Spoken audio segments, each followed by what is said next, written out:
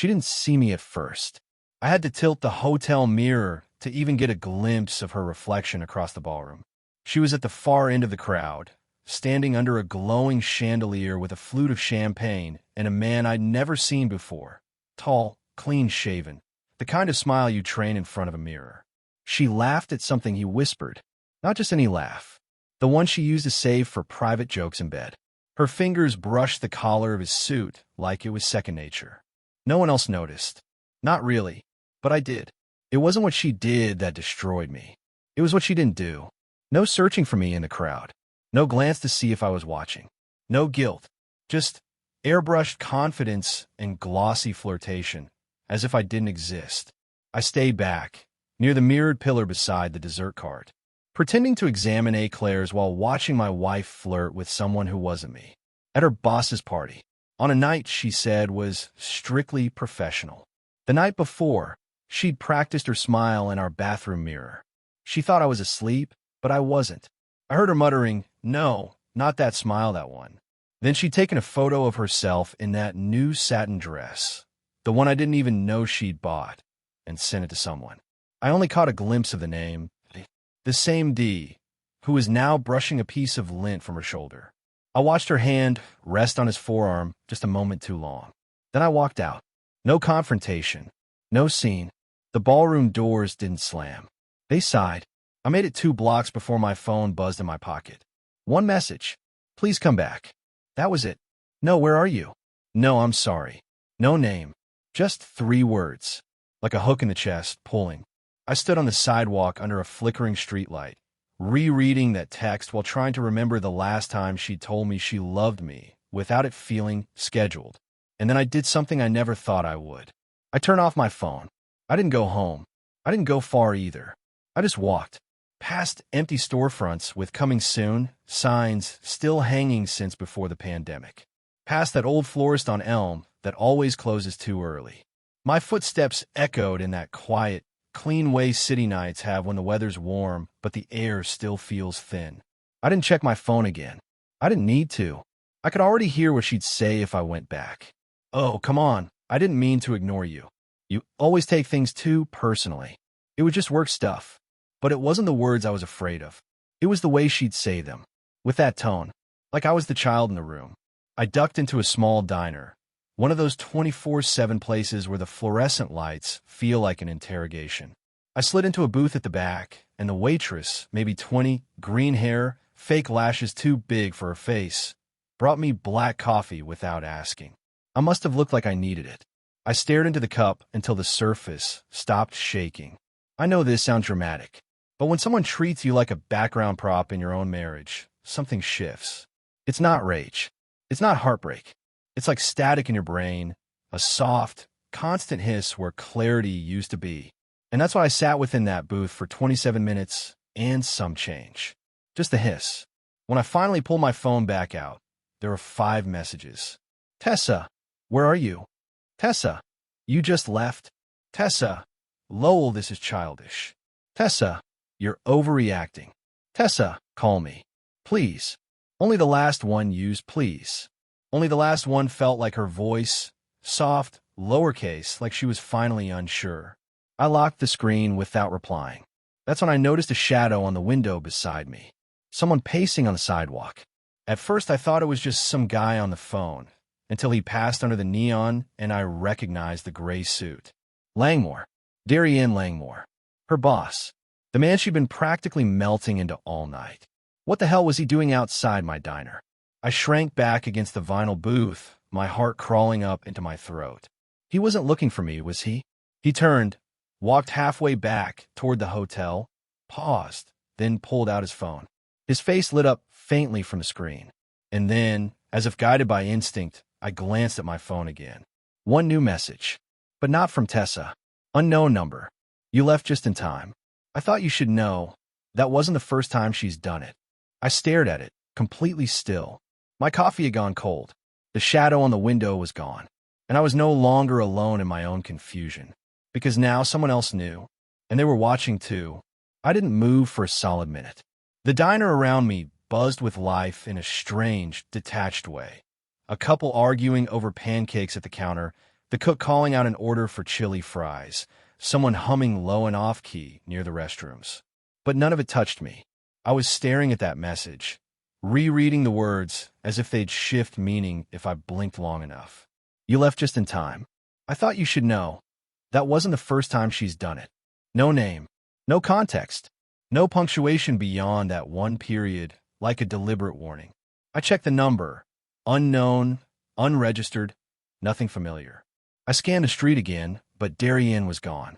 Vanished, like a character exiting stage left. A smudge in a suit. For a second, I almost convinced myself it was a prank. Some twisted joke from someone who saw me leave. But then the weight in my chest returned, that slow-burning suspicion that had been crawling around my ribs for months. Not just tonight. Way before this. Little things, like how Tessa used to leave her phone on the nightstand, and now it followed her like a second spine. Or how she started working late 3 nights a week, but never came home with stories anymore. Or how her perfume changed suddenly. Not the scent she used for me, but something sharper, bolder, like she was wearing armor. I replied to the message. Just 2 words. Who are you? No response. I locked the phone and slid it back into my jacket, my brain a tangle of half-formed possibilities. I paid the check, thanked the waitress like nothing was wrong, and stepped out into the night again. I didn't want to go home, but I also didn't know where else to go. It's a weird thing, not trusting the space you're supposed to feel safest in. Our house, our living room, even a spot on the couch where I always curled up with Tessa for movie nights, suddenly felt foreign. It wasn't just about the affair, or whatever this was. It was the feeling that someone had been erasing me in slow motion, and I hadn't noticed until now. I took the long way back. 3 buses, 2 transfers, walked the last half-mile through a neighborhood under dim porch lights and empty driveways. Our porch light was on, like always. Her SUV was parked in the driveway. Normal. Too normal. I hesitated before going in. My hand actually shook on the doorknob. I wasn't ready for the lies. Not yet. But I was curious about one thing, her face. I wanted to see if she looked worried, or if she was just rehearsing her next performance. She was on the couch, still in her gala dress, legs curled under her, her phone glowing in her hand. She looked up like I just returned from picking up milk, not from vanishing for 2 hours without a word. "Lowell," she said with forced relief, like it had been practiced in the mirror. "Where did you go?" I said nothing. I just stared at her. She stood slowly, setting her phone on the cushion beside her. "Look, I know I ignored you tonight. That wasn't fair. I got caught up with work people and—" "Was that Darien?" I interrupted. The guy with the slate suit and the perfect jawline. Her mouth twitched. Just barely. "He's my boss," she said. "You know that." "Right," I said quietly. "And did he send me the message? Or was it someone else watching?" That was the first time I saw her eyes flicker. Real panic, not manufactured. For 1 second, I saw behind the curtain. But it vanished as fast as it appeared. "What message?" she asked, stepping forward. "Lowell, you're not making sense." I held up the phone, screen still blank with no reply. "I got a text. Said this wasn't the first time." She crossed her arms. "So someone sent you some anonymous nonsense, and now you're—" "What?" Accusing me of what exactly? But I didn't answer. I didn't have to. I was watching the way her hand trembled slightly, not in offense, but in calculation. She wasn't hurt. She wasn't even defensive. She was strategizing. And that scared me more than anything, because it meant this went deeper than a single night. And someone else out there already knew it. She didn't speak for a while. She just stared at me, arms crossed, lips pressed tight, like she was holding something back. That was Tessa's thing. She never exploded, never lashed out. She weaponized silence. And right now, she stood in our living room like a defendant waiting to hear if I had evidence or just suspicion. I finally sat down, not because I was tired, but because standing made me feel like I had more control than I actually did. "Why would someone send me that text?" I asked as casually as I could. She shifted. "Because someone saw you leave and thought they could mess with you. It was a big event. Probably a drunken turn. But they said it wasn't the first time." I met her eyes. "Is it true?" She exhaled, long and slow, like she was trying to let go of something heavy without admitting it was ever there. No, Lowell, it's not true. But there was again the flicker, a microscopic delay between my question and her answer, as if she had to choose between two versions of reality. That flicker was always where the truth lived. Not in the words, but in the delay. I stood up again. Then tell me why you didn't look for me after I left. Why your boss, or someone else, was near the diner 5 minutes later. Why you're more angry I got a text than worried about what it said. She blinked. What do you mean he was at the diner? You didn't know? That cracked the surface. Tessa looked away, jaw clenched. Darian didn't follow you. He left the party early. He said he had to take a call. I waited. He told you that. Her pause answered everything. Tessa, I said. What's going on? She finally looked at me then, but something in her had already started backing away. Not physically, emotionally. Like a part of her retreated into a locked room where I didn't have a key. I think you're tired, she said, walking toward the hallway. Let's talk about this in the morning. You're making assumptions based on. Who's Daria? The question froze her mid-step. I hadn't planned to say it. It just came out, slipped from the back of my mind where I'd buried that name since seeing it in a text preview months ago. She had been asleep next to me, her phone screen lighting up at 2:13 a.m. with a message that said, Daria, tomorrow can't come soon enough. She'd said it was a client. She even showed me a fake itinerary the next day. But in this moment, her entire body reacted before she said a word. She turned around slowly. Why are you bringing up Daria? Because you lied about her. And I think you've been lying for a long time. Tessa didn't deny it. She didn't confirm it either. She simply stared at me, like I'd taken something she was saving for a better time, a more convenient moment to unravel. Her face was unreadable, but her silence spoke everything she wouldn't say. My phone buzzed again. Another message. Same unknown number. Still think she came alone? I looked at Tessa. Did Darian drive you to the party? She blinked once. Then again. No, she said too quickly. Another buzz. This time, an image. I tapped it open, and my chest went cold. It was a photo of the hotel's underground valet entrance. Tessa's stepping out of a silver Mercedes. Darian, right behind her, fixing his cufflink. Her hand was still on his arm. I turned the phone toward her without saying anything. She didn't flinch. She didn't gasp. She just looked at the photo like it was something inconvenient, like she'd seen worse. Then, calmly, she said something I wasn't ready for. That picture doesn't prove anything, Lowell. It was the way she said it. Flat, technical, trained. That terrified me more than any confession would have. It wasn't a denial. It was a strategy. My wife wasn't defending herself anymore. She was preparing for war. She didn't say another word after that. Just turned around and walked toward the hallway, her heels softly tapping against the hardwood. She didn't slam the door. She didn't cry. She simply disappeared behind our bedroom wall like she had nothing to explain and I had nothing left to hear. I stood there for what felt like an hour, phone still glowing in my palm, the photo still open. I stared at it so long the screen dimmed and then blacked out. But the image stayed burned in my mind. Tessa stepping out of that Mercedes like it was normal, like being escorted by her boss to a hotel ballroom, wasn't suspicious in the least. I opened my messages again. The anonymous number was still there. No name, no profile picture, just gray text bubbles and perfect timing. I hesitated before typing. Me, who are you? Me, why are you sending this? Me, how do you know her? No response. Not for 20 minutes. I sat on the edge of the couch with the TV on mute, the local news flickering in silence, while I watched the reflection of myself in the black glass and wondered how long I'd been sleeping next to someone who had already moved on emotionally, maybe physically, long before tonight. Then finally, a reply. Unknown number. It started in Austin. 2 trips ago. Darian wasn't alone. Neither was she. Austin. That hit like a brick. 2 months ago, Tessa had flown out for a strategic planning summit, a last-minute trip with no time for discussion, just a note on the fridge and a list of dinners I was supposed to handle for myself. She said she'd be too busy for calls. She came back with a tan and a bracelet she claimed was a gift from the hotel spa. Said she got it as part of a stress recovery package. I remember asking her if she got to enjoy the city. She told me she barely left the conference room. But now, I pulled up her Instagram. Scrolled back. There. A post I hadn't paid much attention to before.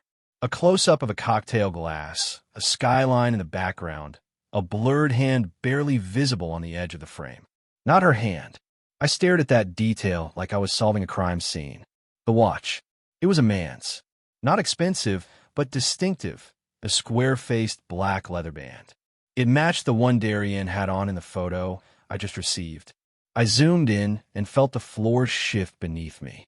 That wasn't a business trip. That was a cover story. I went back to the anonymous text and typed again.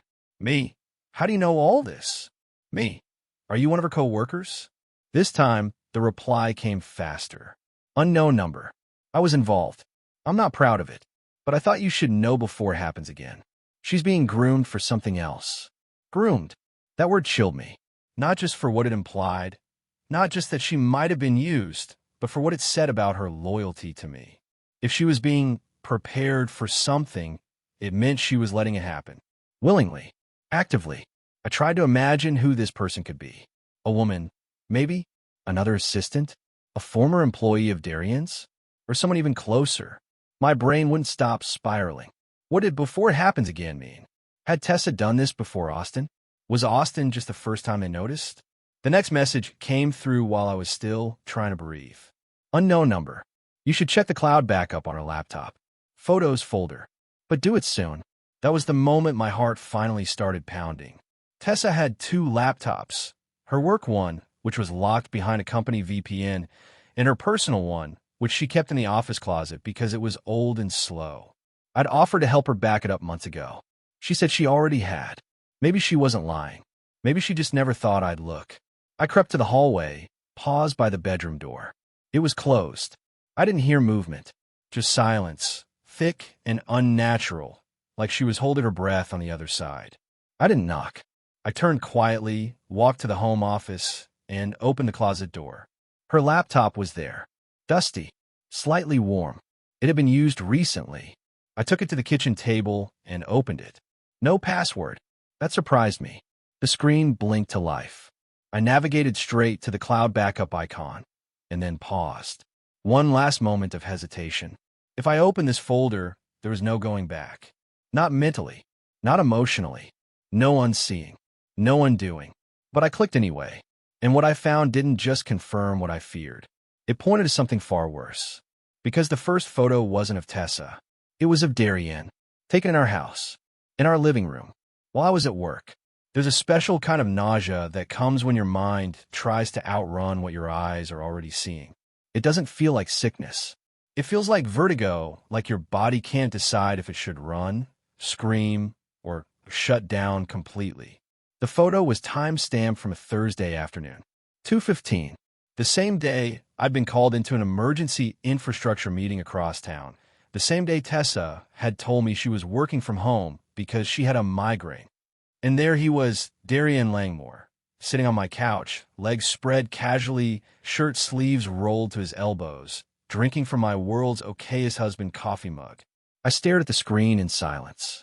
Not because I didn't know what it meant, but because I absolutely did. She had brought him here, to our house, into our space. There were more photos, small ones at first. Cropped selfies. Tessa smiling in different rooms of the house, her body turned just slightly, always angled. At first glance, they looked innocent. But the context had shifted everything. Now I recognized the shadows. The placement. She wasn't taking pictures for memories. She was sending proof.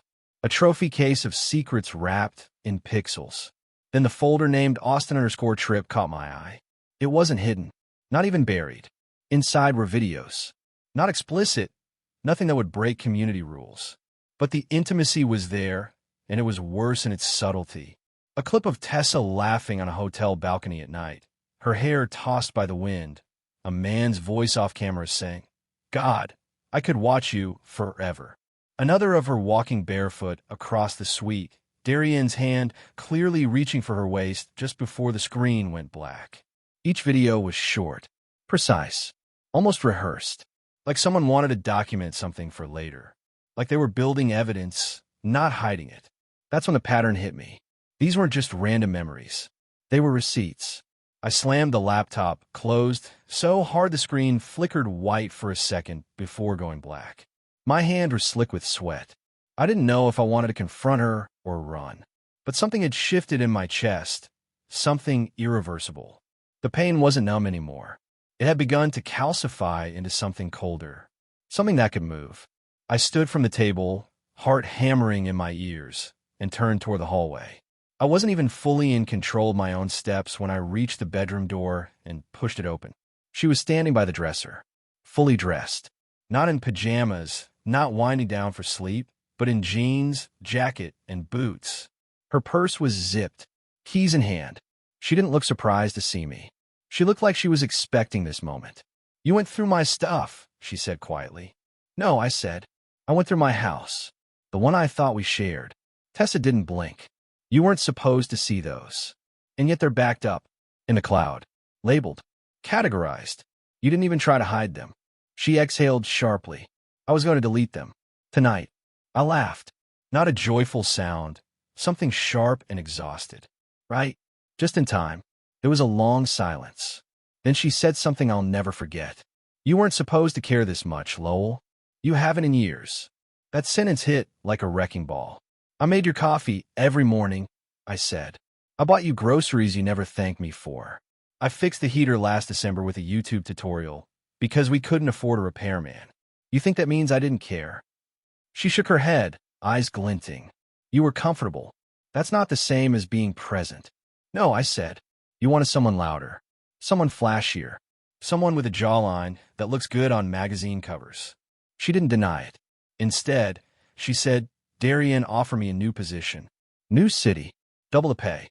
I haven't accepted yet." "That's why you're packed," I said flatly. I needed time to figure things out. Without me. Another long pause. And then, her voice trembling just slightly, she said, "Lowell, he's not who you think he is." That stopped me cold. "What?" She looked around like someone might be listening and stepped closer. Her voice dropped to a near whisper. "Darian isn't just sleeping with women at the office. He's keeping records, videos, messages. He keeps them all. He said it's for protection, but I think it's leverage." I didn't know how deep I was in until it was too late. Now I was the one blinking. "You're saying he's blackmailing people?" She nodded. "And if you got those photos, someone else did too." I stepped back. The room felt smaller now, claustrophobic, like all the oxygen had been quietly drained out. I opened my phone and scrolled to the unknown messages. Typed one more line. "Me. Are you trying to protect me? Or trap me too?" The response came instantly. "Unknown number. Neither. I just need someone else to blow this wide open." And right then, I realized I wasn't the victim anymore. I was the witness. And someone was counting on me to act. I couldn't sleep that night. Not even close. I sat in the living room in the dark, the soft glow of the streetlight leaking in through the blinds, watching the shadow of our neighbor's windshield sway back and forth on the wall. Somewhere behind me, Tessa moved around the bedroom, opening drawers, pacing, checking her phone, but she never said another word. I think she knew the line had been crossed, and there was no dragging it back. I kept playing those texts over my mind. Not just the words, but the timing, the precision. Whoever was behind them had access to more than just gossip. They knew Darian's movements. They knew where I'd gone, what I'd seen. They even knew about Austin before I did. But most importantly, they knew what was coming next. Around 3:17 a.m., my phone buzzed again. No ringtone, just that quiet little tap-tap vibration that made my skin crawl. Unknown number. "If you're ready to see how deep this goes, there's something in your mailbox. But don't wait too long." Tessa doesn't know it was copied. My mouth went dry. I threw on a hoodie and stepped outside. The air was heavier than it had been earlier, like the night itself was holding its breath. Our street was empty, just parked cars and porch lights and silence. When I opened the mailbox, I found a small padded envelope. No return address. Inside, a USB drive and a folded note. The note simply read, "Before she deletes it all, before he makes you disappear too." I went back inside, locked the door behind me, and stared at the flash drive like it was a bomb. Maybe it was, because something told me, once I opened it, I wasn't just uncovering what had been hidden, I was stepping into a world that was never meant for someone like me. I plugged it into my laptop.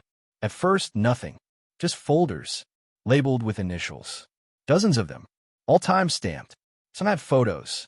Others had short video clips, voice memos, screenshots of texts. Darian wasn't just keeping files. He was building a library. And Tessa had her own folder.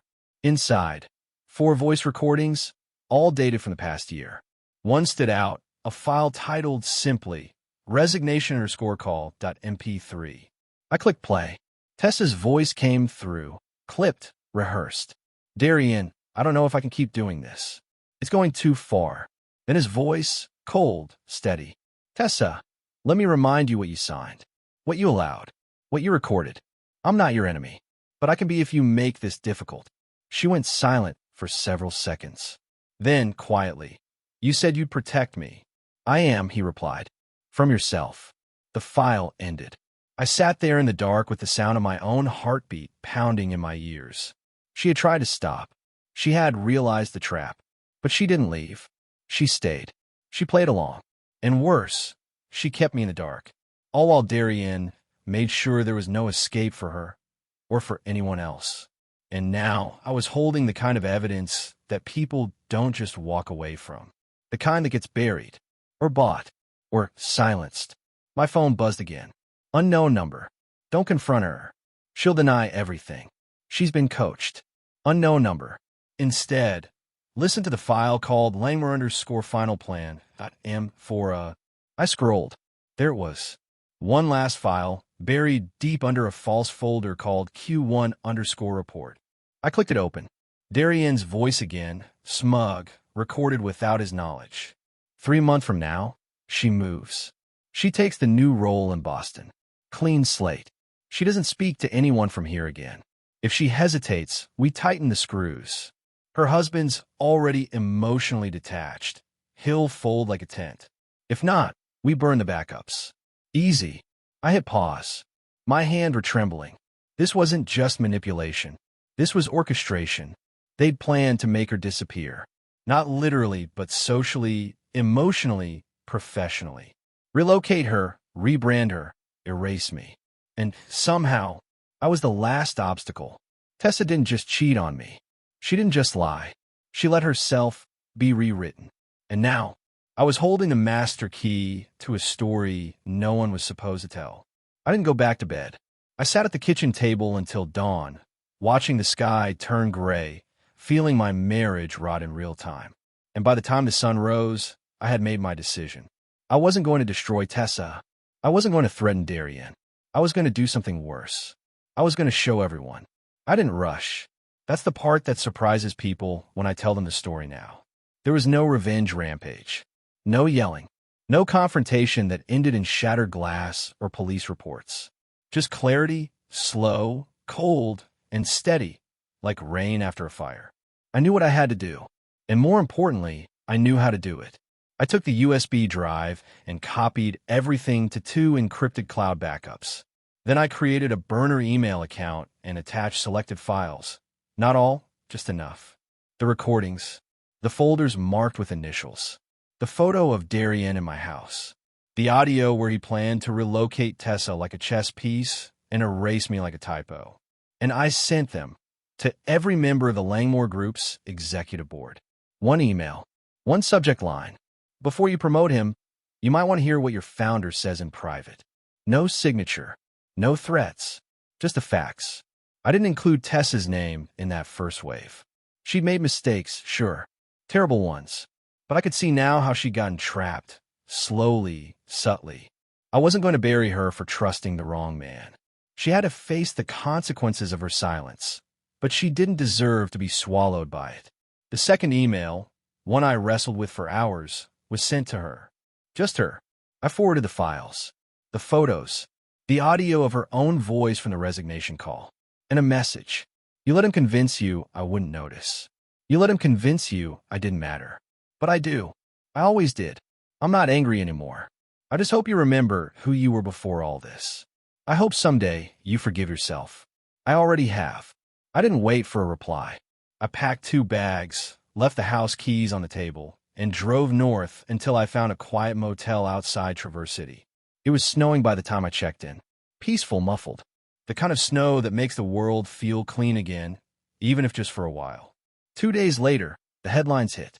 Langmore scandal rocks marketing firm. Executive accused of coercion, blackmail. The board didn't hesitate. Darien was suspended immediately. Internal investigations launched. Former employees began to speak up, one by one. Quiet whispers became bold voices. Tessa's name was never publicized. She sent me a long email, apologizing, explaining, telling me she was resigning, not taking the promotion, starting therapy. She said she didn't expect forgiveness, but I'd already given it. Not for her, for me, because holding on to the betrayal wasn't going to rebuild my life. Letting go was the only way forward. 3 weeks later, I signed a lease on a small cottage near a lake. I took a job as a systems consultant for the local county office. Not glamorous, but peaceful. On weekends, I take walks. I read more. I don't feel invisible anymore. Not to myself. And that mystery number? It never texted again. I think they got what they needed. I think I did too. Sometimes people ask me if I'd take her back, if she changed, if she truly healed, if she begged. But that's not the question I live with anymore. The question I ask myself now is simple. Do I feel peace when I wake up? And the answer is yes. Every single morning.